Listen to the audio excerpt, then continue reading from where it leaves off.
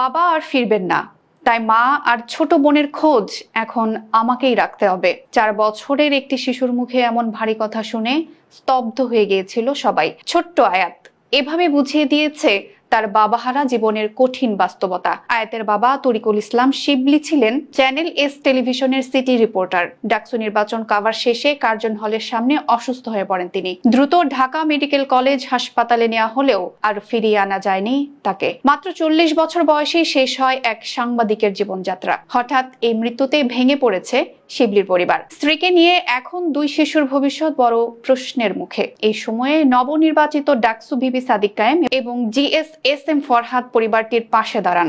ছাত্র শিবিরের পক্ষ থেকে 2 লাখ টাকা সহায়তা পৌঁছে দেন তারা। ফরহাদ তার ফেসবুক পোস্টে লিখেছেন, এই সহায়তা আপাতত শিশুদের খরচের জন্য, তবে তিনি আশ্বাস দিয়েছেন ইনশাআল্লাহ ভবিষ্যতেও পরিবারটির পাশে থাকবেন। কিন্তু এখানেই প্রশ্ন জাগে, একজন দায়িত্বশীল সাংবাদিক মাঠে কাজ করতে গিয়ে মারা গেলেন, অথচ সাংবাদিক ইউনিয়ন বা সরকারের পক্ষ থেকে কেন কোনো বড় ঘোষণা আসেনি? এই পরিবারের ভার কি কেবল একটি সংগঠনকে বহন করতে হবে? অতীতেও দুর্যোগে ত্রাণ, রক্তদান বা অসহায় শিক্ষার্থীদের সহায়তার মাঠে নামতে দেখা গেছে শিবিরকে। এবারও তারা এগিয়ে এলো, কিন্তু অন্য ছাত্র সংগঠন, সাংবাদিক ইউনিয়ন এবং সরকারের ভূমিকায় বা কোথায়? সাংবাদিক শিবলির মৃত্যু শুধু একটি পরিবারের ক্ষতি নয়, এটি সাংবাদিক সমাজের জন্য একটি বড় শূন্যতা। তাই এই মুহূর্তে শিবলির পরিবারকে ঘিরে যে মানবিক প্রশ্ন উঠেছে, সেটি কেবল তাদের সন্তানের ভবিষ্যৎ নয়, আমাদের সামগ্রিক দায়িত্ববোধেরও বড় পরীক্ষা।